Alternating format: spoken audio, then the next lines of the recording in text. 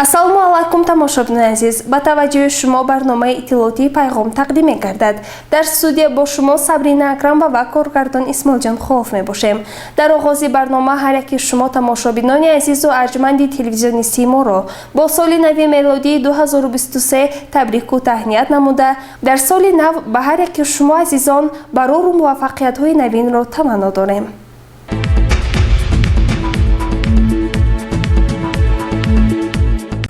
муовини якуми раиси вилояти Суғд Хол Ҳайдар зимни боздиди навбатӣ аз шаҳру деҳоти Панҷакент бо ҳамроҳии раиси шаҳри Панҷакент Холиқзода Абдухолиқ дар ҷамоатҳои деҳоти Соҷина, Лоиқ Шералӣ, Косатарош дар маросими табрикоти солинавии ятимони кул, эҳтиёҷмандон ва маъюбон иштирок намуда, онҳоро ба муносибати соли нави мелодии 2023 табрику муборакбод намуда, тӯҳфаҳои солинавӣ тақдим карданд. ҳамзамон муовини якуми раиси вилояти Суғд Хол Ҳайдар бо ҳамроҳии раиси шаҳри Панҷакент аз корхонаи муштараки Зарафшон дидан намуда, бо рафти сохтмони корхонаи нави истеҳсоли мис ва партовгоҳи замонавӣ шинос гардиданд. Зимни боздиди навбатӣ аз шаҳри бостонии шаҳри Панҷакент муовини якуми раиси вилояти Суғд Хол Ҳайдар бо ҳамроҳии раиси шаҳри Панҷакент Абдухолиқ Холиқзода дар ҷамоатҳои деҳоти Лоиқ Шералӣ ва Суҷина дар тарабхонаҳои маркази ин ҷамоатҳо барои ятими кул ва маъюби ин ҷамоатҳо маҳфилҳои зебои солинавӣ ороста бо соли нави мелодии 2023 самимона табрику муборакбод намуданд. ҳам дар тарабхонаҳои ҷамоати деҳоти Лоиқ Шералӣ ва ҷамоати деҳоти Суҷина тӯҳфаҳои идона тақдим гардид, ки шодию фараҳи онҳо интиҳо надошт. Дар ҷарони боздиди корӣ аз шаҳри Панҷакент муовини якуми раиси вилояти Суғд Хол Ҳайдар бо ҳамроҳии раиси шаҳр Абдухолиқ Холиқзода бо фаъолияти истеҳсолӣ ва бунёди иншооти нав дар корхонаи муштараки Тоҷикистону Чин Зарафшон шинос гардиданд. муовини якуми раиси вилоят Хол Ҳайдар ва раиси шаҳр Абдухолиқ Холиқзода дар коргоҳи нави истеҳсоли мис бо роҳбарият ва мутахассисони ин корхонаи муқтадири саноати кӯҳӣ як суҳбати ошкоро анҷом дода изҳор доштанд, ки мо бояд дар партави эълон шудани солҳои 2022-2026 солҳои рушди саноат ҷиҳати вусъат бахшидани бунёди корхонаҳои нави коркарди маъдан ва металлургия тадбирҳои мушаххасро амалӣ созем. роҳбарияти корхонаи муштараки Зарафшон ба роҳбарони вилоят ва шаҳр изҳор доштанд, ки айни замон корҳои асосӣ дар корхонаи истеҳсоли мис ба анҷом расида, соли 2023 ин корхона мавриди истифода қарор дода мешавад. ҳамзамон таъкид гардид, ки дар корхонаи муштараки Зарафшон бо мақсади ҳифзи муҳити зист полошгоҳи нав бунёд гардида, он низ вақтҳои наздик ба истифода дода хоҳад шуд. дар ҷарони боздид аз шаҳри Панҷакент муовини якуми раиси вилояти Суғд Хол Ҳайдар бо ҳамроҳии раиси шаҳр Абдухолиқ Холиқзода аз хонаи пиронсолон ва маъюбони шаҳри Панҷакент дидан намуда, бошандагони ин муассисаи иҷтимоиро бо соли нави мелодии 2023 самимона табрику муборакбод намуда, ба онҳо тӯҳфаҳои идона тақдим гардид ва як дастурхони пурнозу неъмат ороста шуд.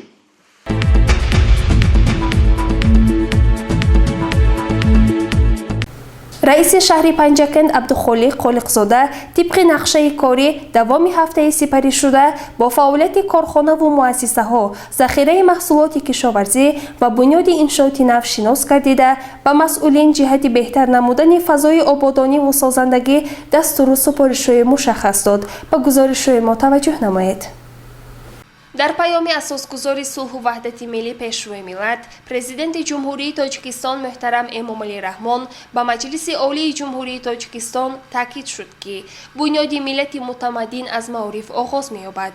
дар ин замина мақомоти иҷроии маҳаллии ҳокимияти давлатии шаҳри Панҷакент барои рушди соҳа мустаҳкам намудани пойгоҳи он аз ҳама имкониятҳо истифода менамояд. соҳибкорон ва шахсони хайрхоҳро низ ба ин кор сафарбар мекунад. раиси шаҳри Панҷакент Холиқзода Абдухолиқ зимни боздид аз ҷамъияти деҳоти Суҷина дар суҳбат бо ташаббускорони бунёди мактаби нав дар диҳаи Дашт инро бори дигар таъкид намуд. инҷо бо ташаббуси соҳибкорон ва аҳли деҳа барои муассисаи таҳсилоти миёнаи умумии рақами 69 бинои нав месозанд ки аз 14 синфхона ва ҳуҷра барои омӯзгорон иборат аст. ҳоло сохтмони қабати якуми ин бинои дуошона идома меёбад. ҳамчунин дар паҳлӯи он сохтмони толори варзишии мактаб дар арафаи анҷомёбӣ қарор дорад. раиси шаҳр ин иқдоми аҳли деҳаро шоиста арзёбӣ намуда зикр кард ки таъмини плитаҳои бетониро барои бомпӯши бинои нави мактаб мақомоти иҷроии маҳаллии ҳокимияти давлатии шаҳри Панҷакент ба ӯҳда мегирад. ҳангоми боздид аз ҷамъияти деҳоти Суҷина раиси шаҳр дар диҳаи Дашти Малла бо рафти сохтмони синфхонаҳои иловагии муассисаи таҳсилоти миёнаи умумии рақами 58 ки бо саҳмгузории сокинони деҳа бунёд мешавад шинос шуд. инҷо сохтмони 6 синфхонаҳои иловагӣ ва хонаи омӯзгорон болопӯш шуда ҳоло корҳои ороишӣ идома дорад. дар суҳбат бо омӯзгорон раиси шаҳр иброз дошт ки мақомоти иҷроии маҳаллии ҳокимияти давлатии шаҳр барои таъмини синфхонаҳои иловагӣ бо мизу курсӣ саҳм мегирад.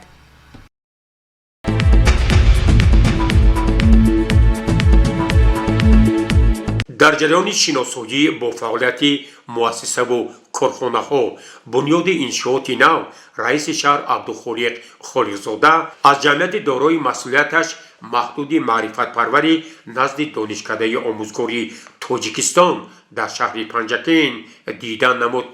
раиси шаҳр нахуст бо хатҳои истеҳсоли мевахушкунӣ дар ин ҷамъият шинос гардида бо ҳамроҳии ректори донишкадаи омӯзгории Тоҷикистон дар шаҳри Панҷакент Муаззамхон Ансорӣ бо захираи маҳсулоти кишоварзӣ шинос гардид. ректори донишкадаи омӯзгории Тоҷикистон дар шаҳри Панҷакент ба раиси шаҳр Абдухолиқ Холиқзода иттилоъ дод ки айни замон дар сардхона ва анборҳои ҷамъияти дорои масъулияташ маҳдуди маърифатпарвар 40 тонна картошка, 20 тонна сабзӣ, 30 тонна қоқи себ, 1 тонна қоқи олу, 5 тонна пиёзи хушккардашуда, 8 тонна сабзии хушккардашуда, 8 тонна бирич, 5000 тонна шарбат ва 50 тонна себ, хурмо ва ангур захира карда шудааст. таъкид гардид ки 40 тонна картошка асосан барои тухми пешниҳод мегардад. мавриди зикр аст ки аз тарафи маъмурияти донишкадаи омӯзгории Тоҷикистон дар шаҳри Панҷакент барои бунёди боз як хати истеҳсоли хушконидани меваю сабзавот бо технологияи муосир тадбирҳои мушаххас амалӣ мешавад. ҳамзамон раиси шаҳр бо рафти бунёди кохи донишҷӯён дар ин донишкада шинос гардида ба рафти корҳои сохтмону ободонӣ баҳои баланд дод ва ҳамзамон роҳбарияти донишкадаи омӯзгории Тоҷикистонро вазифадор намуд ки бояд дар партави дастуру супоришҳои асосгузори сулҳу ваҳдати миллӣ пешвои муаззами миллат президенти ҷумҳурии Тоҷикистон муҳтарам Эмомалӣ Раҳмон ки дар паёми имсолаашон ироа намуданд ва ҳамзамон вазифагузориҳои раиси вилояти Соғд муҳтарам Раҷаббой Аҳмадзода корҳои ободониву созандагиро вусъати тоза бахшанд. дар ҷараёни боздид аз ҳавзҳои моҳипарварии донишкадаи омӯзгории Тоҷикистон дар ҳудуди ҷамъияти деҳоти Суҷина раиси шаҳр бо фаъолияти ҳавзҳои моҳипарварӣ шинос гардид. ректори донишкадаи омӯзгории Тоҷикистон дар шаҳри Панҷакент Муаззамхон Ансорӣ ба раиси шаҳр иттилоъ дод ки айни замон дар 9 ҳавзҳои моҳипарварӣ бештар аз 200 моҳиҳои гуногун парвариш ёфта соли равон қариб 30 тонна моҳӣ барои фурӯш پیشنهاد گردید. وابسته با وسعت پرورش ماهی رئیس شهر در نزد رهبریت دانشکده آموزگاری تاجیکستان و دیگر مسئولین دستور و سفارش‌های مشخص گذاشت.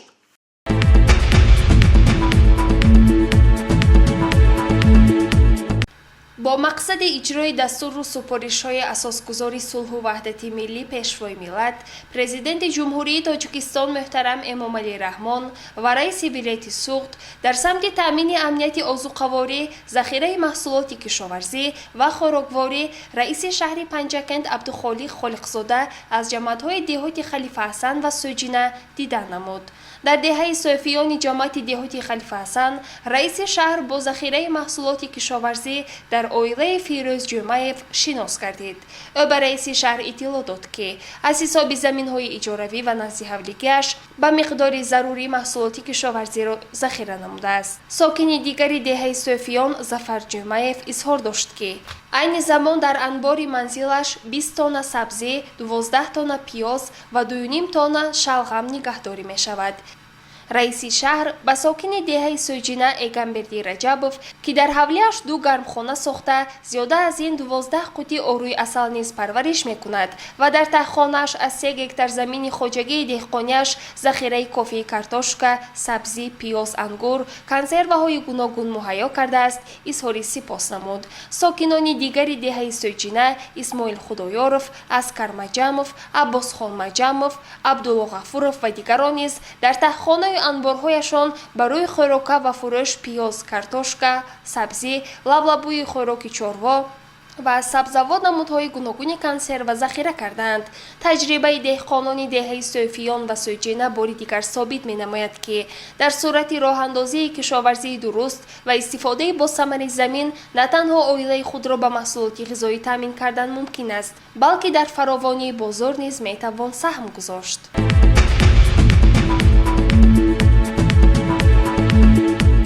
با اقدام کمیجرای حزب خلق دموکراتی تاجیکستان در شهر پنجکند برای کودکان امکانیتشان محدود، محفل خاطرمانی سال نو گذرانیده شد. در دایره تشبس‌های حزبی از جانب رئیس کمیته اجرایی حزب خلق دموکراتی تاجیکستان در شهر پنجکند، عضو مجلس ملی مجلس عالی جمهوری تاجیکستان مراد شکورزاده بهر خوشحالی کودکان معیوبیت داشته برنامه سال نو تشکیل کرده شد. چاره‌بینی مذکور در بینای کمیته اجرایی دایر گردیده در آن 20 نفر کودکان دارای معیوبیت داشته از مؤسسه دولتی مصلحتگاه پداگوژی شهر پنجکند با والدانشان جمع آمده بودند. آن با سخنرانی رئیس کمیته مراد شکورزاده آغاز گردیده. او همه حاضرین را با آمد سال نو میلادی سال 2023 شاد باش گفته ابراز نمود که چطوری اساسگذار صلح و وحدت ملی پیشوای ملت پرزیدنت جمهوری تاجیکستان محترم امامعلی رحمان رئیس معظم حزب خلق دموکراتی تاجیکستان همیشه تاکید می‌سازند ما حزبیان همیشه باید میانی مردم باشیم و برای آبادی دیار تلاش نماییم. یکی از دستورهای محترم پیشوای ملت همچون رئیس معظم حزب خلق دموکراتی تاجیکستان از آن عبارت است که ما حزبیان باید که در بین مردم باشیم، با مردم کار کنیم، در همه جبهه آنها را دستگیری نماییم. از آن جمله در عرفه عید ایام باید که ما کودکان را عیادت کنیم و آنها را شاد گردانیم. بنابر همین این اقدام هر ساله کمیته اجرایی حزب خلق دموکراتی تاجیکستان است که در عرفه سال نو میلادی یک گروه طفلکان را در اداره کمیته اجرایی سرجم می‌نماید و آنها را با سال نو میلادی 2023 تبریک میگوید. من آرزومند اون را دارم که در سال 2023 ما تحت سروری اساسگذار صلح و وحدت ملی پیشوای ملت پرزیدنت جمهوری تاجیکستان رئیس معظم حزب خلق دموکراتی تاجیکستان محترم امامعلی رحمان باز به دستاوردهای خیلی خوب و بیشتر نائل گردیم و بگذار که تاجیکستان عزیز ما آباد باشد، آسوده باشد و آرزوی پدر و مادر است که طفل آنها سلامت باشد، ما زندگی آسایشته باشیم و تمامی آن را دارم که سال 2023 هر کدام ما شما را به مراد و مقصدهای نیکمان میرساند. عیدتان مبارک. اینچنین اعلام نمود که امروز تحت سیاست خیرتمندانه و پدرانه پیشوای ملت همیشه کودکان معیوبیت داشته در زیر سایه دولت و ملت قرار دارند. دولت هیچگاه این قشر آسیب پذیر جامعه را تنها نمیگذارد و همیشه در مد نظر دارد. سپس محفل عیدانه با بابای برفی و برفک به خوشی کودکان خوشحالی دیگر ضمن نمود و با خواندن شعر و رقص‌های زیبا چاره‌بینی با شکوه گردید. در فرجام برنامه سالی نوی تشکیل نموده کمیته اجراییه عضو مجلس ملی مجلس عالی جمهوری تاجیکستان رئیس کمیته اجرایی حزب خلقی دموکراتی تاجیکستان در شهر پنجکند مراد شکرزاده به کودکان تحفه‌های سالی نوی تقدیم نموده در بیرون بینا با هم عکس خاطره گرفتند. گزارشی مرتبه رحمان و خیام جورایف.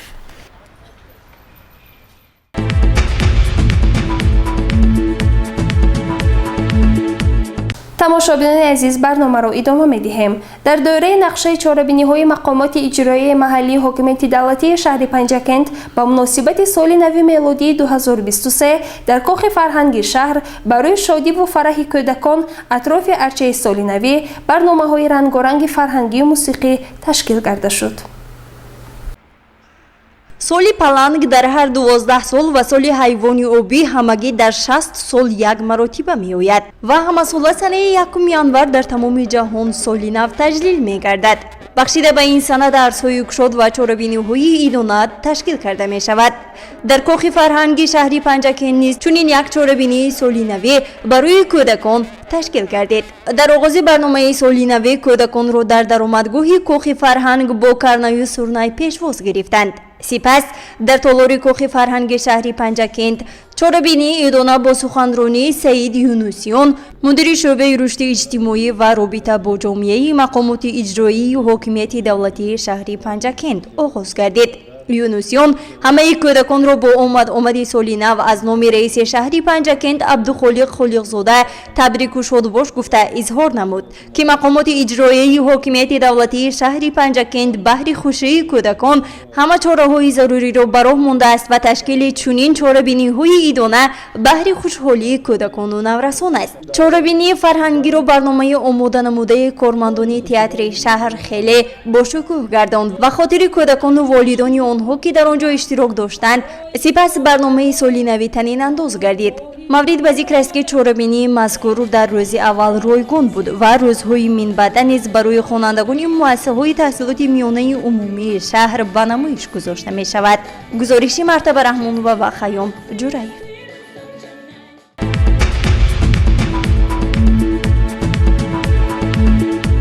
ساکن شهر پنجکند ابراهیم یوسفبکوف مردم سربلند پنجکند باستانی را با فرارسی سال نو میلادی 2023 تبریک نمود. یوسفبکوف ابراهیم جان هستم. تمام مردمیت ناحیه شهر و کوهستان بانوان مادران را در سالی در پیش بوده 2023 تبریک و تهنیت گفته به همه‌شان سلامتی بردوام تمنا میکنم. همیشه زنده و ابد باشند. خداوند اقبالشان بلند بگرداند.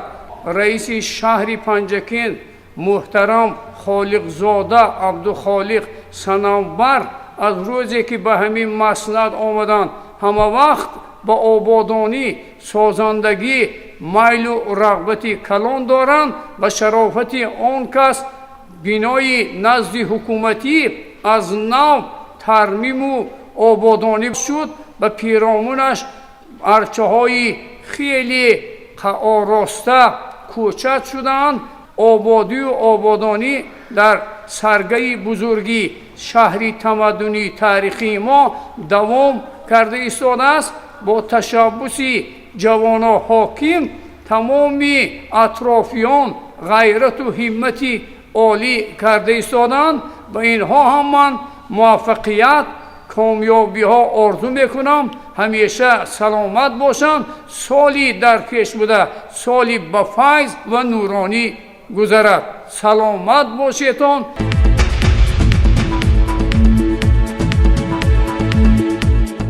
дар арафаи соли нави мелодӣ собиқадорони меҳнат аз ҷониби роҳбарияти шӯрои собиқадорони ҷангу меҳнати шаҳр мавриди аёдат қарор гирифтанд. дар асоси дастуру супоришҳо ва ҳидоятҳои созандаи асосгузори сулҳу ваҳдати миллӣ, пешвои миллат, президенти ҷумҳурии Тоҷикистон муҳтарам Эмомалӣ Раҳмон ва роҳнамоиҳои раиси вилояти Суғд Раҷаббой Аҳмадзода, раиси шаҳри Панҷакент Холиқзода Абдухолиқ бахшида ба соли нави мелодӣ сардори шӯрои собиқадорони ҷангу меҳнат дар шаҳри Панҷакент Ризоев Облоқул бо ҳайати ҳамроҳонаш чанде аз собиқадорони меҳнатро аёдат намуда тӯҳфаҳои соли навӣ тақдим намуд, ки яке аз ин собиқадорон Муртазоев Мирзоқул феълан 95 сола буда дар соҳаи идораи обу канализатсияи шаҳри Панҷакент хизмати шоён намуданд. собиқадори дигар Шамсиев Раҳмон дар шабакаҳои барқи шаҳри Панҷакент кору фаъолият дошт ва ҳамсарашон Халилова Анварой собиқадори соҳаи тиб мебошанд. зимни аёдат муовини сардори шӯрои собиқадорони ҷангу меҳнат дар шаҳри Панҷакент Хоҷамов Акмал аз хизматҳои шоистаи собиқадорони меҳнат дар рушду нумӯи шаҳри Панҷакент ёдовар шуда зикр дошт, ки имрӯз арҷ гузоштан ба заҳмати насли калонсол аз сиёсати хирадмандонаи асосгузори сулҳу ваҳдати миллӣ, пешвои миллат, президенти ҷумҳурии Тоҷикистон муҳтарам Эмомалӣ Раҳмон бармеояд. таваҷҷӯҳи ҳукумати шаҳр хусусан раиси муҳтарам Холиқзода Абдухолиқ нисбати таваҷҷӯҳашон нисбати ветеранҳо хело зиёд аст. доимо ба мо таъкид мекунанд ки албатта аз ҳол аҳволи ҳамон хабар гиретон, дар ҳаққи ҳамон кас дуой некунетон ки ҳамин коракшон барор кад. таъкид гардид, ки собиқадорон дар рушду пешрафти шаҳри Панҷакент саҳми бориз дошта пайроҳаи зиндагии онҳо барои насли ояндасози ҷомеа, ҷавонон намунаи ибрат ва пайравӣ аст. гузориши Дилафрӯзи Ҳафиз ва Хайём Ҷӯраев барои барномаи иттилоотӣ Пайғом.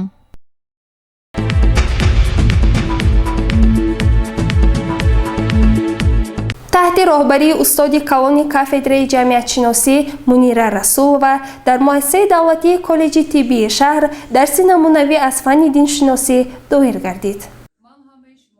зери роҳбарии устоди калони кафедраи фанҳои ҷамъиятшиносӣ Мунира Расулова миёни донишҷӯёни муассисаи давлатии коллеҷи тиббии шаҳри Панҷакент дарси намунавӣ аз фанни диншиносӣ гузаронида шуд. тарғиби меҳанпарастӣ ва ошноӣ бо дину оинҳои ҷаҳонӣ номдошт мавзӯи матраҳ гардида ва пас аз суханони ифтитоҳии муаллима Расулова сардорони гурӯҳҳо аъзои дастаи худ ва номи гурӯҳҳоро муаррифӣ намуданд.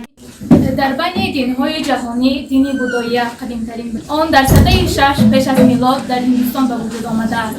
будоияро имрӯз зиёда аз 500 миллион нафар пайравӣ мекунанд. пайравони он дар Ҳиндустон, Шри-Ланка, Непал, Лаос, Индонезия, Ҷопон, Муғулистон зиндагӣ мекунанд. дар худи Ҳиндустон бошад, будоияро динҳои дигар бахусус дини миллии ҳиндуия танг намудааст. дар Федератсияи Русия бошад, будоияро дар шакли ламаиз, халқиятҳои буря, унга, калмит, тувин ва дигар халқиятҳои сибир пайравӣ мекунанд. дар дунё 5 дин мавҷуд аст. инҳо динҳои Зардуштӣ, дини аҷдодони тоҷикон, яҳудия, дини қавми ҷуҳудон, будоия, дини ҳиндувон, масеҳия яъне насрония, дини пайравони Исо, дини ислом, дини арабҳо яъне мусалмонҳо аст. ҳар кадоме аз ин динҳо ба якборагӣ пайдо нашуда, балки давраҳои дуру дарози муайяни таърихиро аз сар гузарониданд. ин гуфтаҳоро донишҷӯён ба таври мухтасар шарҳ доданд.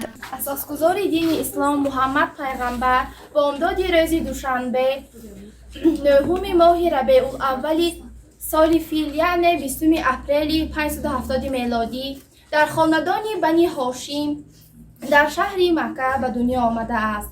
модараш хабари таваллуди Муҳаммадро ба бобояш Абдулмуталиб мерасонад ва бобояш аз ин хабар хело хушҳол гашта дар симои ӯ нишонаи писараш Абдуллоҳро мебинад.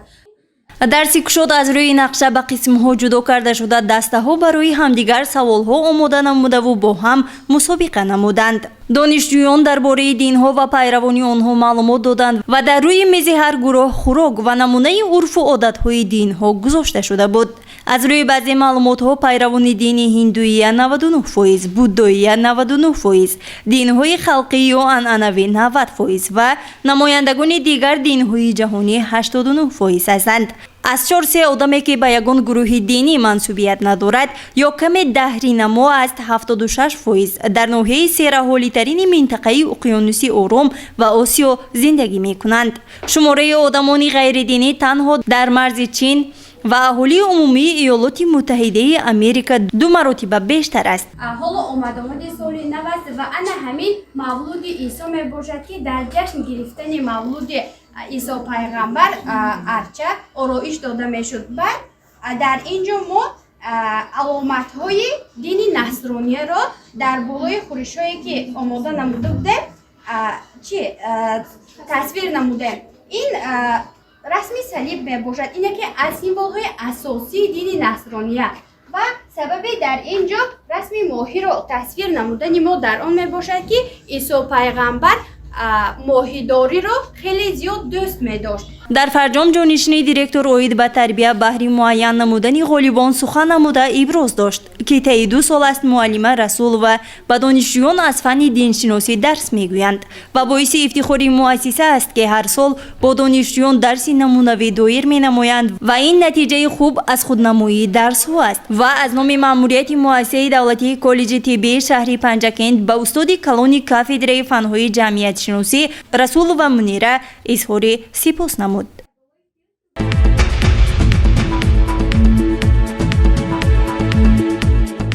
مأموریت و کارمندان مؤسسه تحصیلات تا مکتبی رقم 1 شهر پنجکند به نام تمر اسماعیل و نسبتی در گذشته سابق مدیره همین کودکستان کستند و لیودمیلا ویکتورونا به اهل عائله مرحوم همدردی و صبر جمیل خواهانند. به هر یک شما عزیزان در این لحظه های ادامه طبع خوش و با فراغت را تمنا داریم. خیر تا برنامه های نوبتی سلامت و سربلند باشید.